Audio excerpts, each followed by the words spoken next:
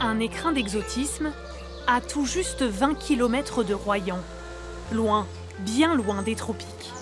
Le domicile de près de 1600 animaux. Bienvenue aux Zoo de la Palmyre.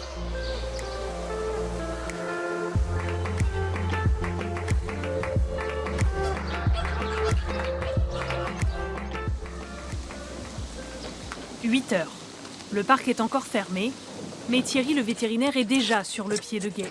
Direction le secteur des mammifères aquatiques pour une première intervention.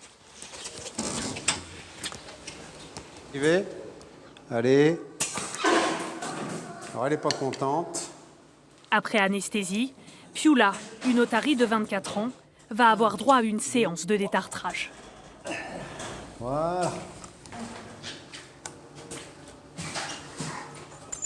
Donc on va faire la couronne des dents, bien dégager la gencive. Une opération habituelle, mais fastidieuse. Thierry l'effectue une fois par an pour éviter la chute de dents. Et c'est vrai qu'on s'occupe à la fois de l'anesthésie, de la médecine et de la chirurgie. Et puis le matin, on ne sait jamais ce qui va nous tomber dessus. L'opération détartrage continuera pendant plus d'1 heure. Et si c'était ça, la magie du métier de vétérinaire? Des journées marathon avec un seul objectif, le bien-être des pensionnaires. Il y a des contrôles sur certains animaux, il y a des identifications de jeunes animaux qui sont nés ici, il y a des animaux qui sont en soins. Et c'est vrai que des fois, les journées sont chargées, oui. Voilà. Bon, on attrape par la queue, comme d'habitude. Allez. Deuxième arrêt pour Thierry. Derrière ses grilles, une maman kangourou et son petit, encore bien cachés dans la poche. Du haut vers le bas. L'identification du bébé se fait par l'implantation d'une puce électronique sous la peau. C'est la bonne? Ouais. C'est un peu nouveau pour lui, il n'est pas rassuré, mais les kangourous sont des animaux qui sont assez sympas. Mais quand il sera grand, qu'il fera 65 kilos, je ne le tiendrai pas dans les bras.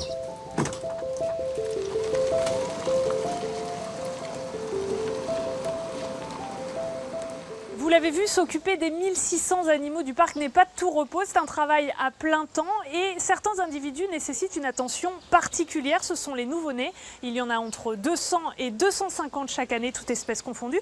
Je vous emmène tout de suite à la nurserie des oiseaux où on va retrouver le petit dernier.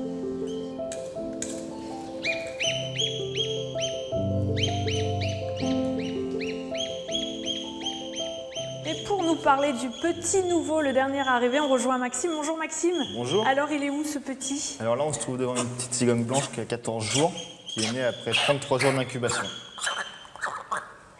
Qu'est-ce que vous lui donnez justement? Donc là, c'est un mélange de bouillie qu'on fait nous-mêmes à base de viande rouge, de souris et de poussins.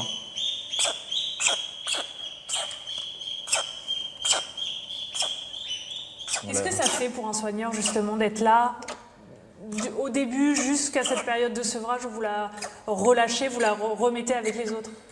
C'est un grand bonheur parce qu'à la base, on récupère juste l'œuf qu'on incube dans les incubateurs. Et ça nous permet de voir l'éclosion et de suivre toute la croissance et la relâcher dans un groupe avec d'autres adultes.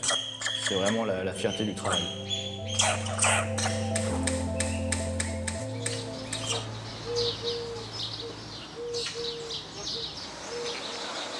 À l'extérieur, c'est aussi l'heure du repas pour ces singes. Enfin, pas pour tous. 2 saïmiris manquent à l'appel. Il n'y a plus de tonus? Non, il n'y a plus de tonus dans les doigts. Okay. Bah, oui. Thierry termine sa journée à la clinique par un examen sanguin. Là encore, l'anesthésie est nécessaire. Le vétérinaire en effectue 700 à 800 chaque année.